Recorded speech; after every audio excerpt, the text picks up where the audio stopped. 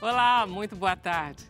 O Sem Censura de hoje é um programa especial que foi gravado no dia 13 de novembro no Centro Cultural do Banco do Brasil aqui do Rio de Janeiro. Os debatedores foram Marcos Tavolari, Adalto Cândido Soares, Hernani Heffner e Rita Marques. A EBC, que é a Empresa Brasil de Comunicação, dona de um vasto acervo histórico, promoveu o seminário Memória, Identidade e Futuro, que foi para discutir a preservação desse patrimônio radiofônico e audiovisual. Durante esse evento, a EBC anunciou um acordo de cooperação técnica e operacional com a Fundação Getúlio Vargas. E a finalidade desse acordo é revitalizar o acervo da empresa, que engloba a TV Brasil e as rádios MEC e Nacional. O acervo da EBC conta com quase 1.400.000 documentos audiovisuais, textuais, fonográficos e fotográficos. As origens desse acervo remontam à primeira rádio do Brasil, a Rádio Sociedade do Rio de Janeiro, a atual Rádio MEC, a Rádio Nacional, fundada em 1936, a TV Educativa do Rio de Janeiro, a TVE e a Rádio Brás, tudo isso a partir de 1975. Vamos ver agora uma pequena amostra dessas preciosidades do nosso acervo. Boa noite, com o maior carinho, estou aqui no estúdio da Rádio MEC, onde eu comecei a minha vida.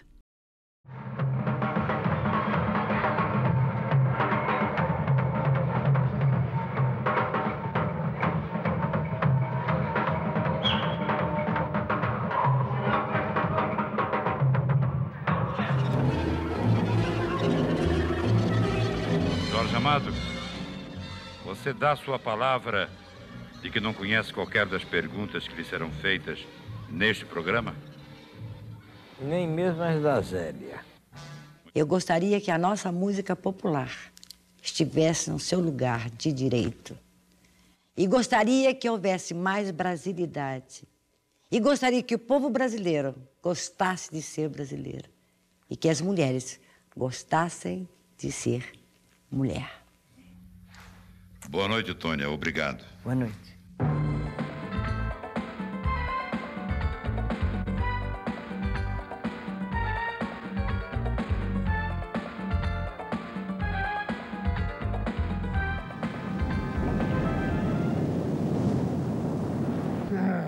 Vamos chegar na Ilha do Tesouro e a menina Maribel vai nos ajudar. Hein? Vai, claro que vai.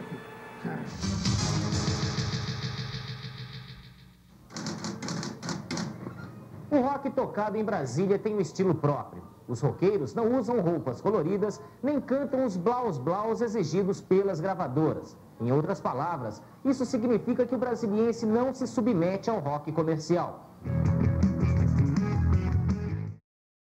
Falar um pouquinho sobre a Rádio MEC, né? Aquele tipo de rádio que era evidentemente educativo, rádio cultural, mas não era chata. Não era chata. Não era chata, era uma rádio viva, educadora, né?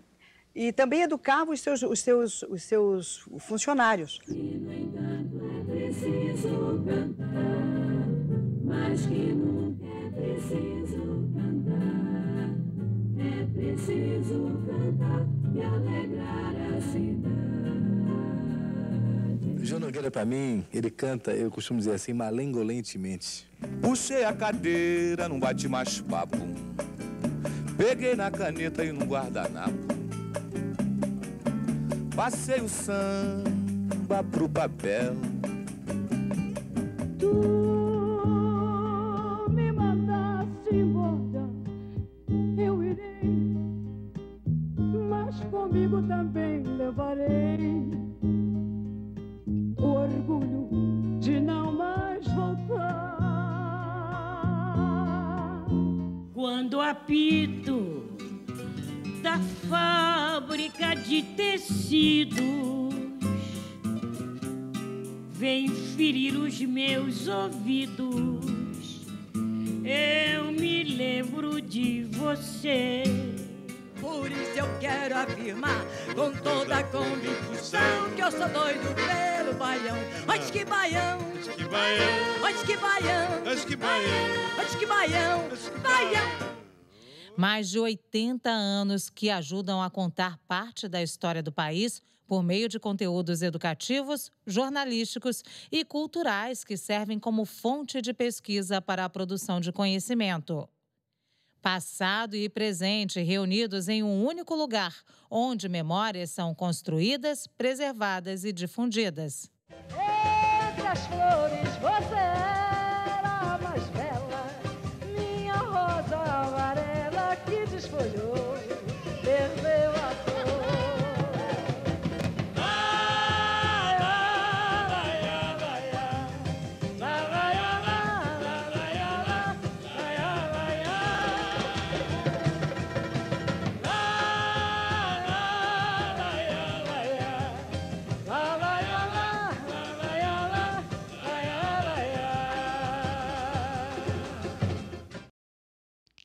Nesse primeiro bloco, nós vamos assistir a palestra de Marcos Tavolari. Ele é secretário de Direitos Autorais e Propriedade Intelectual do Ministério da Cultura.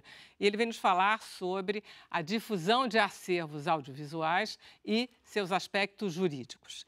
E a palestra de Adalto Cândido Soares, que é coordenador de Comunicação e Informação da Unesco, e ele vai nos explicar a importância da preservação audiovisual para a memória do mundo. É um prazer o tratamento desse tema. Eu sou originalmente da Agência Nacional de Cinema. Sou um servidor da Ancine e sempre envolvido com a parte de produção de conteúdo audiovisual, além de advogado por formação. Então, eu vejo exatamente essa necessidade que nós temos de ter uma política pública para os acervos audiovisuais. O Brasil tem uma história de produção audiovisual centenária, né? Nós somos pioneiros na produção do cinema.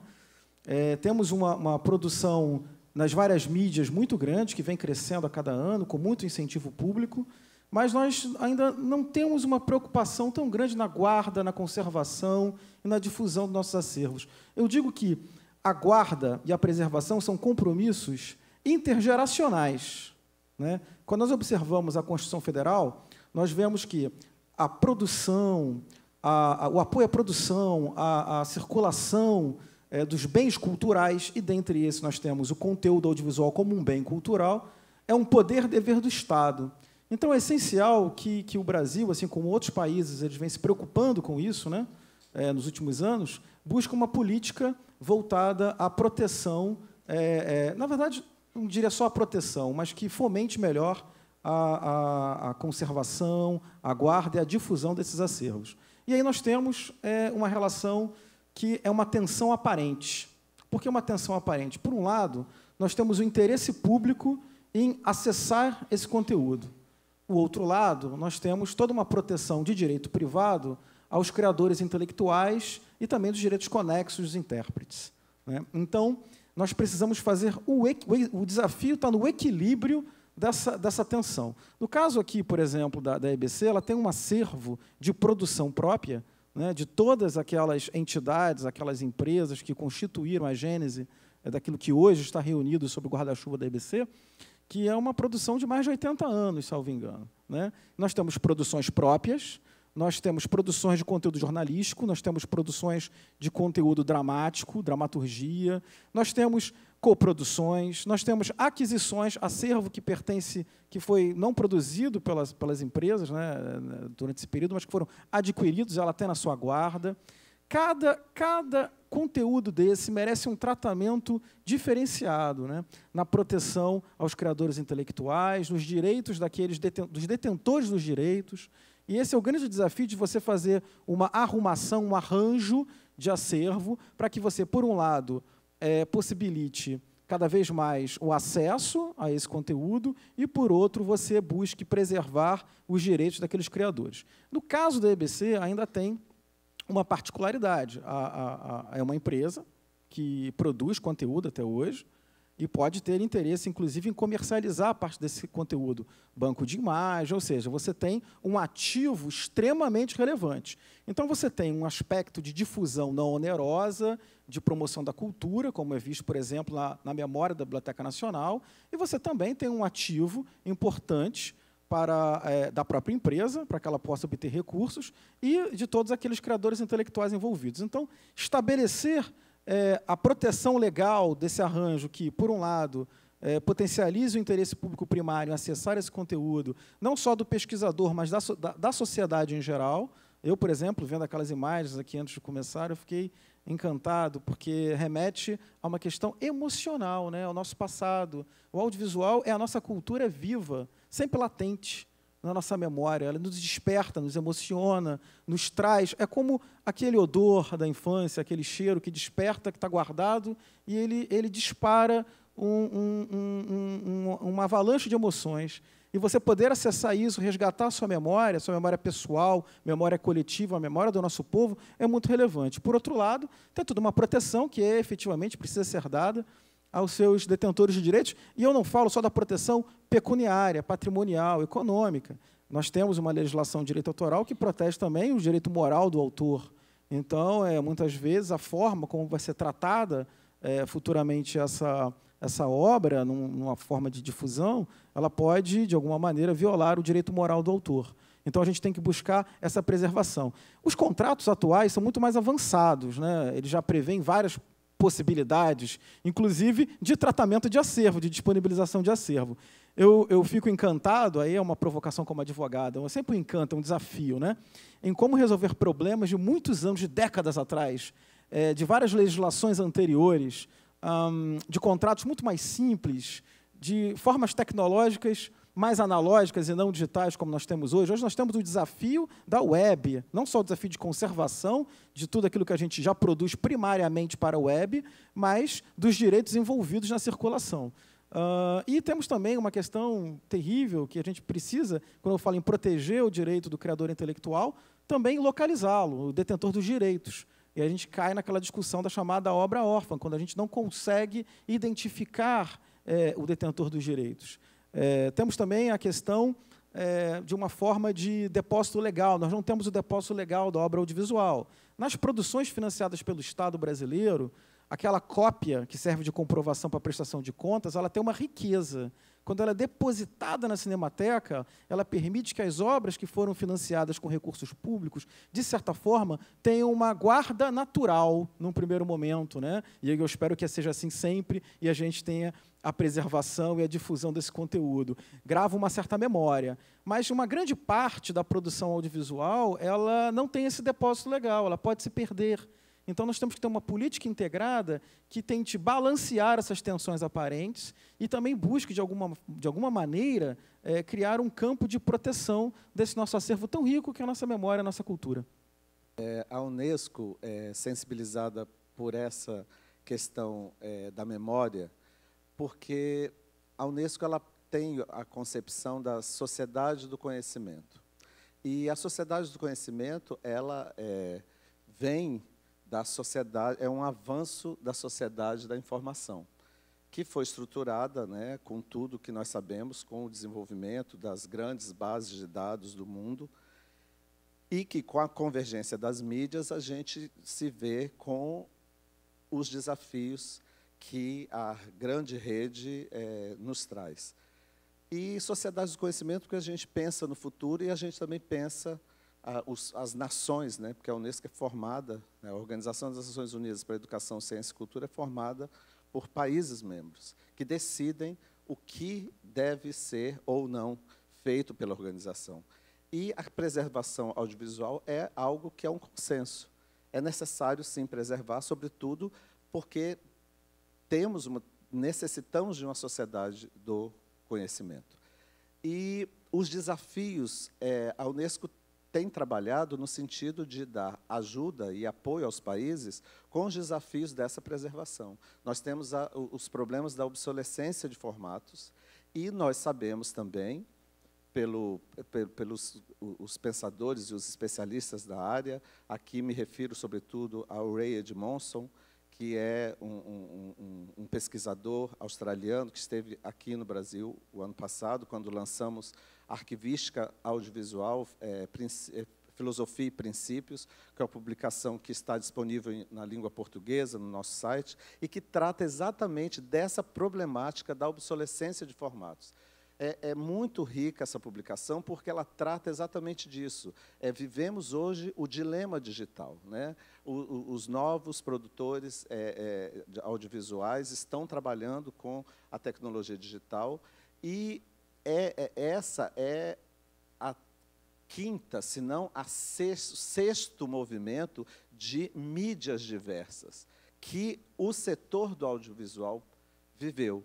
Então, para nós, é evidente que é no audiovisual que a gente vai poder entender, o audiovisual vai poder nos ensinar como lidar com esse dilema digital. E esse é um problema, a questão tecnológica.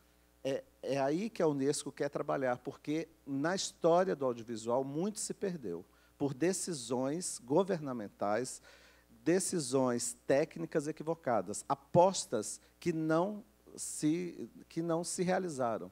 Então, essa é uma questão que, para nós, é fundamental. A Unesco, com o estabelecimento do dia 27 de outubro como Dia Mundial da Preservação do Audiovisual, buscou, com isso, que os países pudessem, nesse momento, refletir sobre esse assunto. Em todas as mensagens da diretora-geral atual, dos diretores gerais da Unesco, que a cada ano emite uma nota, lança uma mensagem que é apropriada pelos setores específicos no mundo, fala da questão da fragilidade, né? A fragilidade dos documentos, a fragilidade da mídia, né?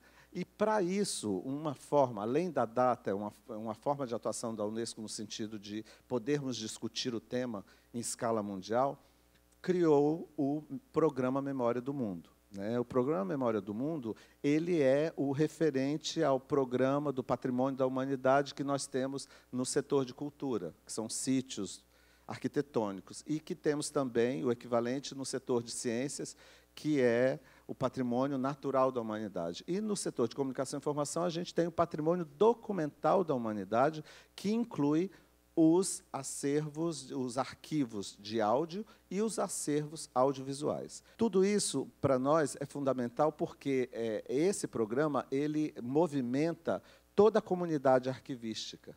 Ele movimenta discussões sobre melhores práticas. E a gente percebe que, mesmo no ambiente arquivístico, nós temos diferenças, por conta das especificidades do audiovisual. Então, analisando as questões de obsolescência de formatos, de arquivo, de instituições, quer dizer, existem menos instituições responsáveis pela salvaguarda dos acervos audiovisuais, né? E é uma preocupação, mas temos muito a aprender com o audiovisual, muito. A história mostra que decisões equivocadas e o momento que nós estamos vivendo com a migração para o digital, conversando com os produtores e com as pessoas que lidam, é impressionante como elas enfrentam dificuldades que estão à frente, né? Você ter arquivos digitais de um longa-metragem, arquivar isso não é algo simples. Não, é um trabalho hercúleo, a insegurança é enorme, a possibilidade de perda é diária, é uma tensão. E os recursos são infindos para você manter vivo vivo o filme, né? O digital ainda tem isso. Depois de pronto, você tem que atualizar as licenças para que você tenha vivo um filme que você, muitas vezes, foi premiado. Se você não atualizar as licenças, que são várias, para você ter um filme, você tem software para captar áudio, software para captar imagem, software para juntar tudo. Então, e se você não pagar a licença, você não tem seu filme, você perde seu filme, você não pode exibir o seu filme. Então, existem questões nessa obsolescência de formatos que o audiovisual é que vai poder, os técnicos, as pessoas que estão envolvidas nessa criação, vão poder nos orientar, inclusive, para todo o desafio que os governos têm com as bases de dados digitais. Então, assim, quando comecei a me aproximar desse universo, eu comecei a ver a importância desse setor e como a gente também já percebe, em termos de políticas públicas, que muitos editais saem para a produção audiovisual sem a previsão de recursos para a preservação. Quer dizer, é algo que só é pensado. Outra coisa também que a gente percebe, um distanciamento entre o criador e quem opera a tecnologia. Isso não pode acontecer. Isso tem que estar junto. Quer dizer, muitas vezes o cineasta fica na mão do técnico que opera a máquina digital, que opera o software, que opera toda a produção. Então, a Unesco está muito preocupada com essas questões, são as questões técnicas, porque o envolvimento da área de comunicação e informação na questão da preservação é porque tem um desafio da sociedade do conhecimento na apropriação desse tipo de conhecimento, que é muito sofisticado. As pessoas que trabalham nessa área, na área de preservação, a BPA, Hernani vai poder falar melhor, estão muito articulados internacionalmente com esse assunto. Quer dizer, o Brasil está muito atualizado com as preocupações mundiais. No mundo, quem melhor domina esse assunto são os americanos e os australianos. E o Brasil sempre esteve presente nos momentos de decisão dentro da Unesco sobre esse assunto. Então, eu sinto assim, é uma área muito importante, não só demandante de recursos, demandante de políticas públicas, mas existe também um aprendizado que pode ser recebido desse setor, para o bem da salvaguarda e dos riscos que o uso das novas tecnologias digitais trazem. O setor audiovisual tem experiência, já de mais de século, desses desafios. Vamos agora para o intervalo sem censura. Volta já.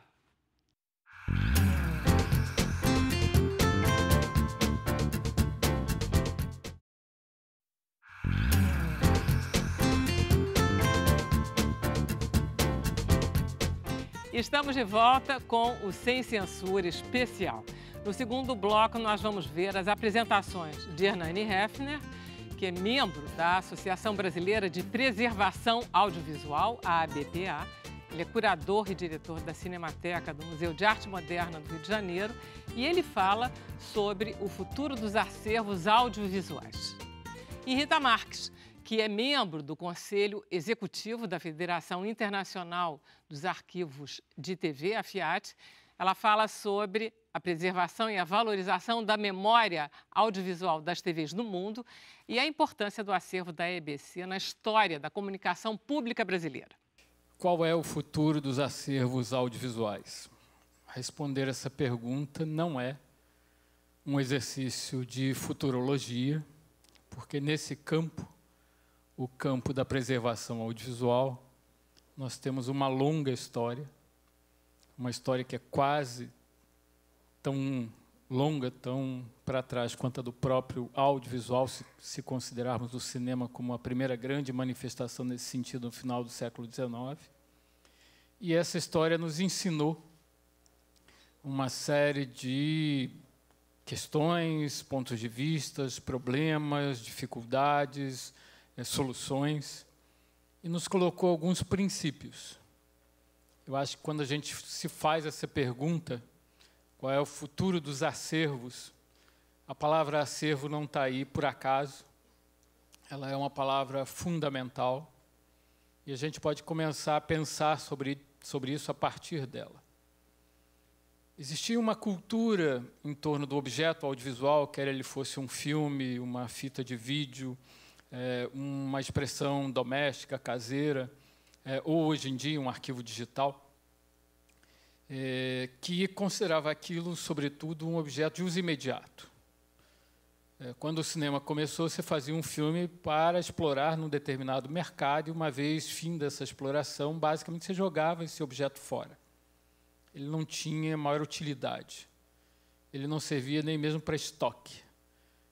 Eventualmente, você destruiu boa parte do acervo cinematográfico ali dos primeiros 20, 30, 40 anos, porque não se tinha como explorar novamente aquele objeto, e não se considerava aquele objeto por uma outra perspectiva, por uma outra visão, para além da meramente econômica, para além da meramente empresarial. Você não considerava aquilo um objeto cultural, você não considerava aquilo um objeto artístico, você não via ali um repositório de informação, o que vale dizer um repositório de conhecimento. Você teve que progressivamente mudar essa perspectiva de uma visão que eu chamaria de mero estoque para uma visão que, de fato, considerasse outra dimensão para esse objeto e começasse a valorizá-lo por um novo ponto de vista, por uma nova perspectiva. Enquanto isso foi acontecendo lentamente, as perdas foram enormes, seja no campo do cinema, sobretudo lá nas primeiras décadas, seja na televisão, que em suas primeiras décadas de existência, quando passou da televisão ao vivo para a televisão por videotape, muitas vezes as redes, sobretudo comerciais, apagavam as fitas para reutilizar, não consideravam que aquilo que tinha sido gerado num primeiro momento tinha um maior valor, seja como informação, seja como diversão, seja como arte. Boa parte da memória da televisão brasileira ali entre os anos 60 e os anos 80 se perdeu, infelizmente, e se perdeu em grande medida por essa visão que restringia o valor daquele objeto a uma dimensão meramente econômica.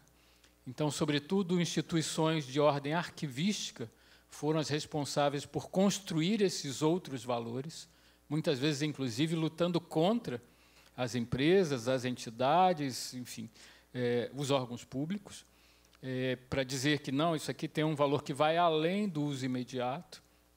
E esse novo valor que foi construído é um valor extremamente importante, que é o valor do conhecimento. A gente tem que ter isso em mente de uma forma muito clara, de que se trata, sobretudo, de conhecimento no sentido maior que essa palavra tem, no sentido iluminista que o Ocidente emprestou a ela. Há uns 14, 15 anos atrás, eu já não lembro mais exatamente a data, um cineasta alemão muito conhecido, Wim Wenders, visitou o Brasil, sobretudo o Rio Grande do Sul, e lá ele topou fazer um pequeno curta-metragem chamado De Volta ao Quarto 666, dirigido pelo Gustavo Spolidoro. E nesse filme o Wim Wenders fazia uma constatação muito importante ali àquela altura, que era já o começo, de fato, da grande revolução digital que hoje nos envolve de forma completa, tudo hoje, a rigor, é digital. Ele dizia uma coisa muito simples, mas muito definitiva. Estamos saindo da civilização da palavra e entrando na civilização da imagem. O que isso quer dizer de fato?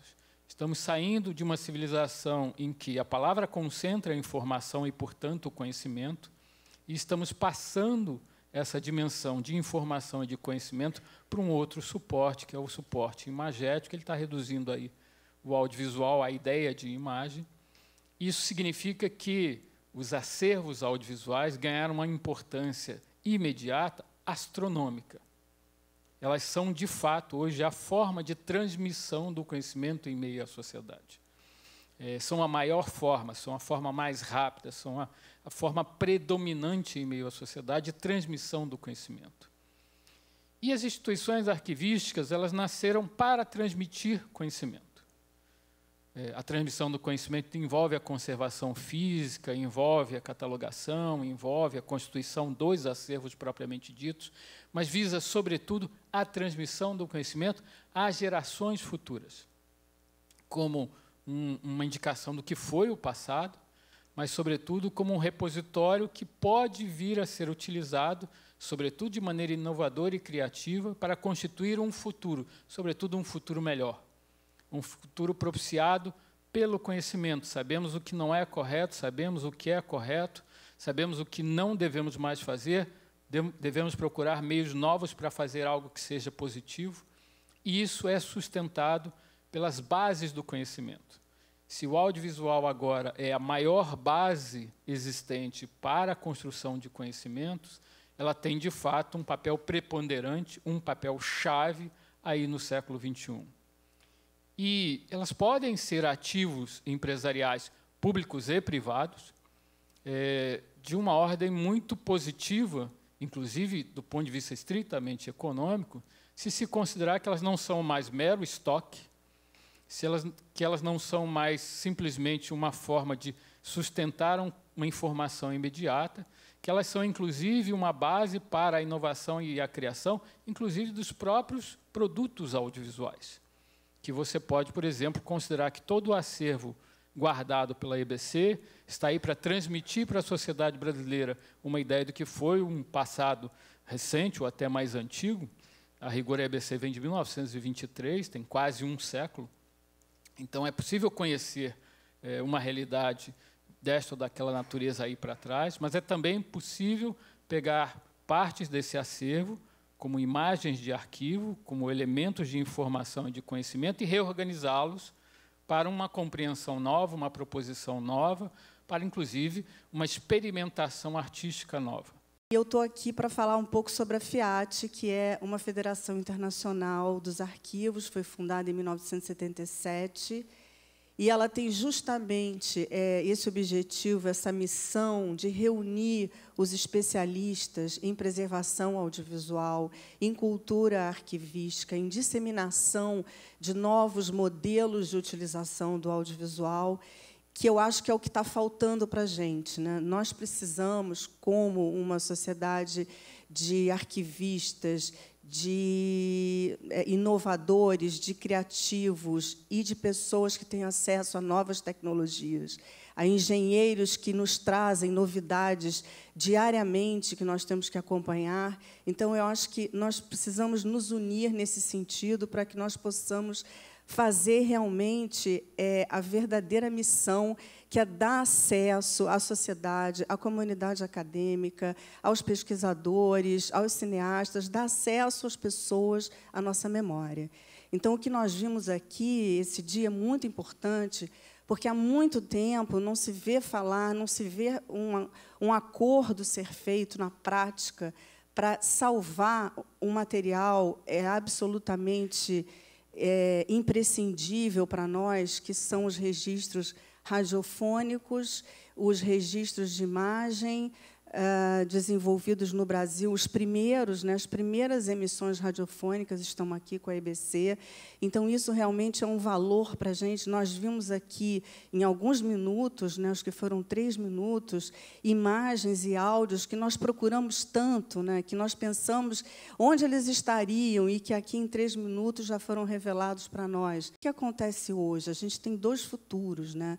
A gente tem que tratar de 2 futuros ao mesmo tempo. O futuro do que passou e o futuro do que está acontecendo agora, né? O futuro do que passou, que, infelizmente, as nossas empresas de audiovisual não foram fazendo, com a medida do tempo, uma migração, uma passagem para um outro formato. Então, hoje, todas as empresas têm um passivo gigante de 10, 15 formatos diferentes, porque a gente sabe que, desde que o videotape começou, nós temos 28 formatos de suportes.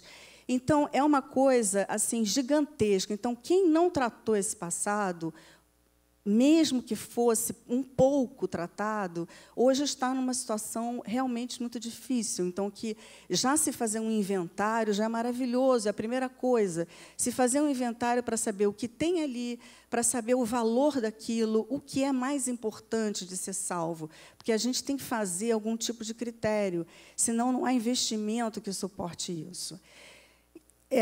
Esse futuro a gente tem que tratar, ele tem que ser tratado imediatamente. Eu vou só reforçar o que também já foi dito aqui, o conceito da obsolescência, né, o conceito dos equipamentos que estão se perdendo e a degradação dos suportes também, que estão se perdendo. Você pode ter a máquina, mas você não tem mais condição de tirar uma cópia daquilo. Então, isso é o que passou. E o presente?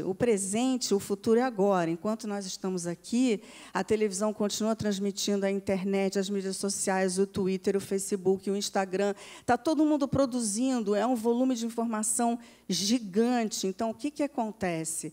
Você tem que ter um meio de conter, de organizar essa massa de informação, e você ainda tem que tratar essa massa de informação imaginando que ela tem que durar, que ela tem que ser a longo prazo, que você tem que fazer uma seleção do que é importante. Então, isso também é urgente, né? Aqui eu acho que a gente cuida pouco. Hoje você já vê uma passagem da informação muito grande para as mídias sociais, né? Você tem que ter um cuidado de fazer esse acervo também. Então, isso é uma coisa que a Federação Internacional ela se preocupa com isso já há, digamos, 8 anos. Ela se preocupa em preservar também as plataformas, o que é colocado lá. É muito trabalho, são coisas muito urgentes. E aí eu diria também um outro ponto que é muito discutido, só para vocês terem uma ideia, a estrutura é de 4 comissões. Uma comissão que assim, uma coisa que eu acho interessante é que os membros da FIAT, eles são especialistas em várias áreas. Então, há uma discussão contínua, há um estudo contínuo de tudo o que acontece. E, com isso, você vai acompanhando e vendo o que dá certo, o que não dá certo, mesmo nos softwares de leitura de face, de transcrição de discursos. Isso tudo é estudado, eles conseguem apontar os pontos positivos e os pontos negativos. E uma das coisas importantes em toda essa análise, desculpa, eu vou voltar, né, nas 4 comissões. Então, tem uma comissão que cuida das mídias, é uma gestão de mídias, que são os metadados, os diferentes suportes. Tem uma comissão de digitalização e imigração. Tem uma comissão acadêmica que incentiva os estudos sobre a televisão e o audiovisual, e tem, por fim, uma comissão de direitos autorais para justamente defender a utilização. E a última coisa que eu queria falar é sobre o papel do profissional do arquivo, né? Porque o papel do profissional do arquivo ele é absolutamente fundamental, porque é essa profissão que traz a veracidade para as informações, né? Porque é essa profissão que busca se aquilo realmente é um documento histórico, se é um registro verdadeiro, porque uma coisa é o registro histórico e uma coisa é o registro do movimento, daquilo que está acontecendo naquele momento, que é o que a gente vê muito. Então, o profissional de arquivo ele é fundamental. E é fundamental também que ele se engaje, que ele se integre.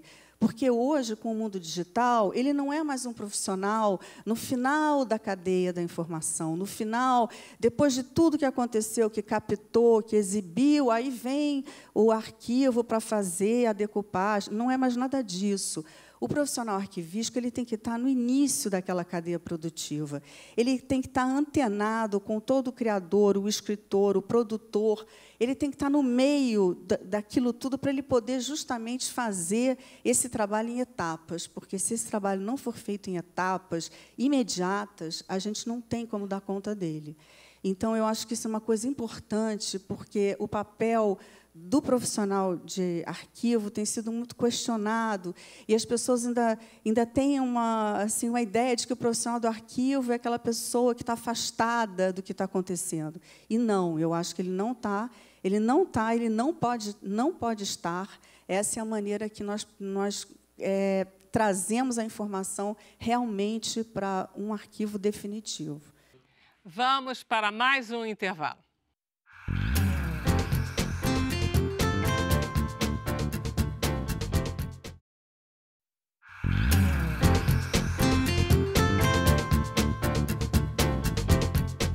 Voltamos com o Sem Censura. Vamos agora para um bloco de perguntas da plateia e com a participação de Bruno Barros. Boa noite, Vera. Boa noite aos convidados. Boa noite a todos. A primeira pergunta é para o Adalto Soares e é a seguinte: como tornar um acervo como o da EBC ativo, presente e rentável na sociedade brasileira? E a pergunta também é quais experiências de sucesso nessa área? Eu gostei muito da sua fala quando você falou do ativo. Porque essa é uma questão, né? Então, quando você...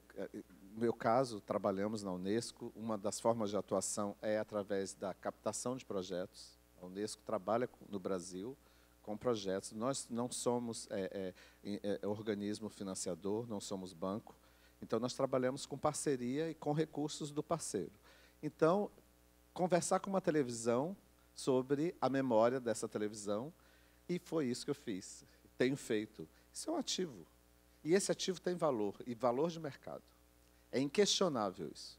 Então, assim, exemplos a gente não tem, infelizmente. A gente está começando a trabalhar esse assunto. Quer dizer, eu estou muito satisfeito desse pontapé estar sendo dado pela EBC.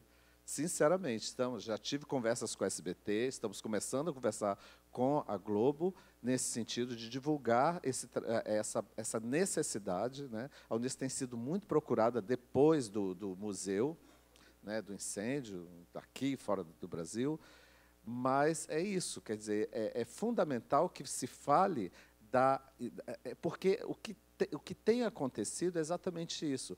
Todo legado analógico passa a ter valor, porque ele começa a ser raro. É assim, passa a ter, não tem mais, está acabando. E ele é frágil. Então, ele é mais raro ainda pela fragilidade. Entendeu? Então, é por aí. É incrível como a gente percebe, quem navega, né? Quem navega nas redes sociais, vocês já perceberam, alguns registros brasileiros feitos por estrangeiros, né? A beleza que é, né? São de quem? De outros países que têm uma outra noção, um outro approach da questão da preservação. Muita coisa da cultura brasileira foi registrada por um alemão, por um francês, por um americano que passou por aqui. E que tem esse registro vivo, em qualidade, de vermos hoje nas redes sociais. Vira e mexe aparece uma Elis Regina que ninguém tinha visto, em Paris, a gente vê, é impressionante isso, né? Então, o que eu coloco é que os exemplos, com certeza vamos ter que beber das fontes dos países desenvolvidos que têm uma outra forma de tratar. No Brasil, a gente tem trabalhado e as pessoas que estão cuidando desse assunto estão aqui, né? E é isso que a gente tem que continuar a fazer. Nós temos, na verdade, um ecossistema de financiamento, né? Os arquivos, eles precisam, de alguma maneira, ter um processo de autofinanciamento. Então, quando eu entendo e interpreto aquele meu acervo como um ativo, eu potencializo a rentabilidade dele, ou seja, buscar algum grau de exploração econômica desse ativo que reverta para a sua própria manutenção. Além, naturalmente, que isso possa gerar algum tipo de recurso. Esse é um primeiro aspecto, né? Isso sem entrar, sem em nenhum momento abolir a possibilidade de você fazer uma sessão, uma difusão não onerosa de uma parte do seu acervo, até uma forma de você equilibrar, né, o acesso à cultura, mas entendê-lo de partida como um ativo para a sua própria manutenção, geração de recurso para si. Né? Além, é claro, de uma receita alternativa para aquela instituição, seja um museu, seja um arquivo, uma entidade arquivística por si, seja uma emissora, né, seja uma universidade, seja um produtor de conteúdo. Os produtores de conteúdo, muitas vezes, fazem o seu conteúdo, não gerenciam bem o acervo, como foi muito bem dito aqui, e não veem a riqueza daquele acervo. Como aquele acervo, se ele bem tratado na sua guarda, conservação, ele pode ser objeto de transformação futura, né? Ele pode ser utilizado por aquele mesmo produtor como por outros produtores. Então, ele tem uma capacidade de gerar receita muito importante. Eu digo também, esse é um ecossistema de financiamento, porque, naturalmente, foi muito bem colocado aqui. Os editais de produção, nós temos um viés de produzir, todo fomento, muito fomento para a produção.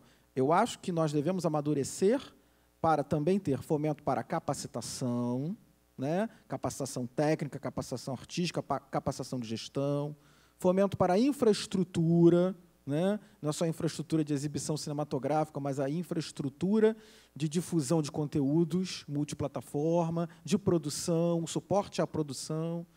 Nós precisamos evoluir também para a preservação, para a guarda, para a conservação, né, daquilo que é produzido. Então, um edital público deveria ter, de partida, uma preocupação com a memória, com a cultura, com a identidade, né? Olhar lá na frente, não olhar apenas o instantâneo, né, do consumo, de fruição daquele conteúdo naquele dado momento histórico, mas se preocupar com a preservação futura dele. Então, uma parte desses recursos deveriam ser, sim, de alguma maneira, alocadas para essa preservação, né?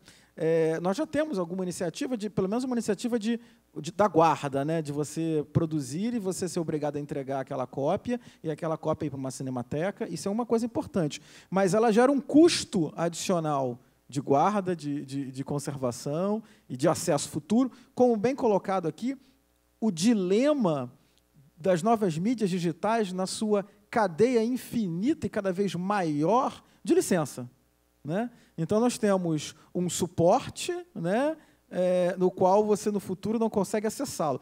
Até um tempo atrás, a gente não conseguia acessar porque aquele equipamento, muitas vezes, não estava mais disponível para rodar aquele suporte. Hoje em dia, não. Você tem o conteúdo digital, você tem como acessá-lo, mas se a sua licença expirou, se algum rol das suas licenças, você não consegue reproduzi-lo em algum nível, né? Isso deve, nos próximos anos, com as novas tecnologias embarcadas, ser um desafio que vai aumentar cada vez mais, né?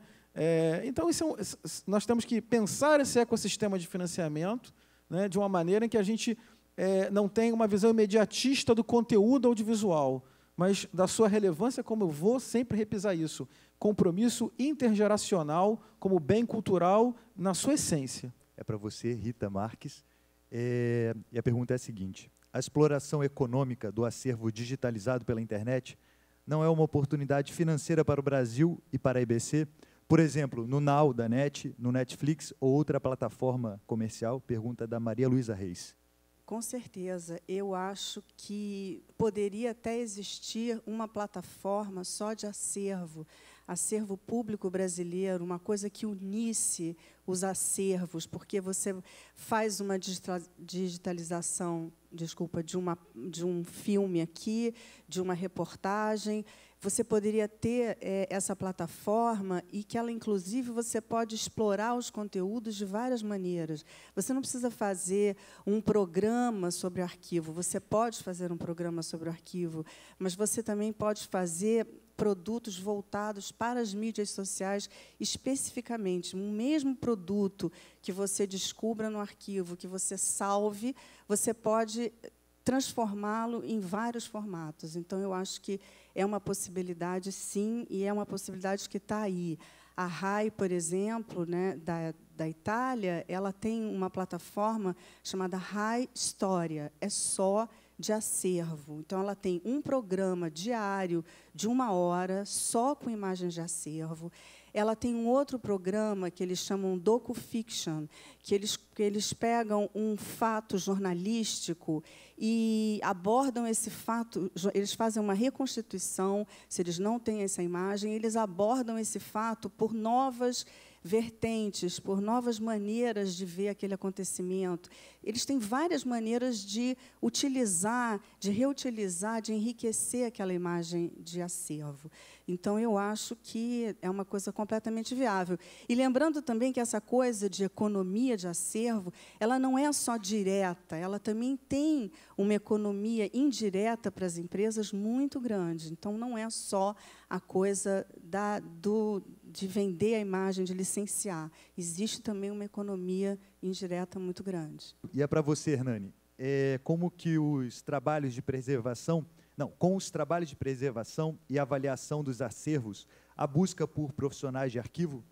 Se o volume de material, informação audiovisual cresce a olhos vistos, sobretudo na atualidade, com a base digital, se o grau de dificuldade, de um lado, constituído pela própria passagem do tempo, do outro lado, pela complexidade tecnológica, é cada vez maior, você tem uma demanda inevitável por um profissional que saiba reconhecer o objeto audiovisual, que saiba qualificar esse objeto audiovisual de uma forma correta, que saiba apresentar estratégias de conservação física desse objeto audiovisual e que saiba, sobretudo, transmiti-lo como informação, como objeto, como, enfim, até mesmo uma obra de arte, a um futuro que não é imediato, que é para daqui a alguns séculos, eventualmente para daqui a 1000 anos.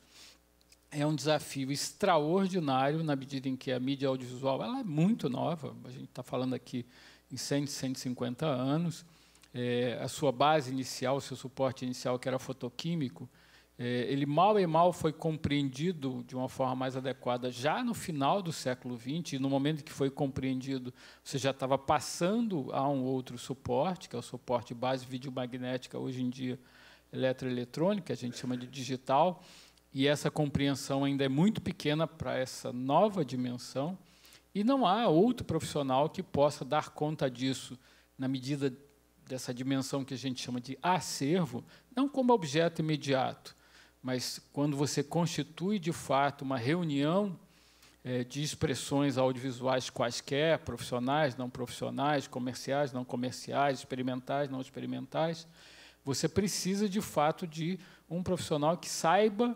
equacionar a existência disso e levar isso à frente no tempo.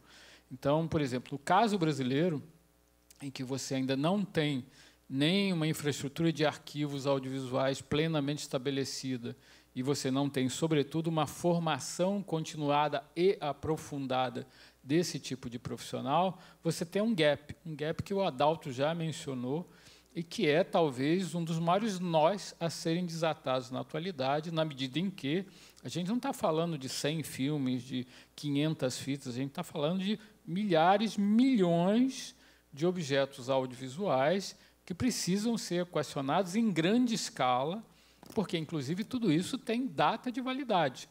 As coisas não duram eternamente e os objetos tecnológicos, sobretudo de natureza digital, duram muito pouco.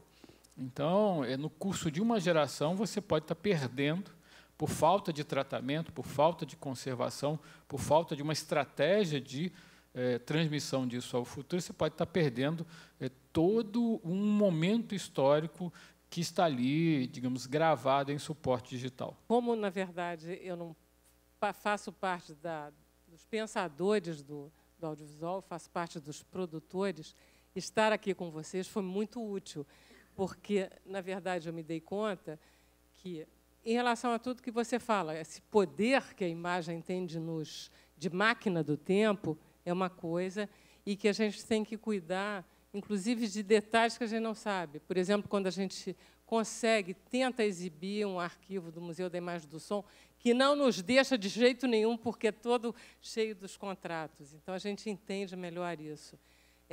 Quando você fala da obsolescência e da diversidade do material, eu fico pensando no Roquete Pinto, que leva o gravador para registrar os cantos indígenas, que você tem a Expedição Rondon, e que isso ela é meio e, ao mesmo tempo, ela é fim, e é tudo muito complicado para você guardar. Isso que vocês falam da obsolescência, do futuro, dos custos, são coisas que... E essa ideia de que nós passamos o século XX produzindo, e que nós nunca saímos a campo com a ideia de que a gente tem que preservar isso, porque esses 28 suportes estão aí. E eles estão se perdendo. Me lembra um pouco, eu queria só deixar a última imagem, que vocês devem se lembrar. Hernani, isso é para você. Que é o filme Roma, que vocês devem ter visto, do Fellini, que tem um momento em que eles dizem: a gente descobriu, na escavação do metrô de Roma, um mural belíssimo. E aí eles abrem e iluminam, e no que a luz bate no mural, ela vai se apagando, e se apaga totalmente. É perdido, e é um pouco o risco que a gente tem, nós que produzimos e nós que queremos, a gente não pode perder. Obrigado, boa noite.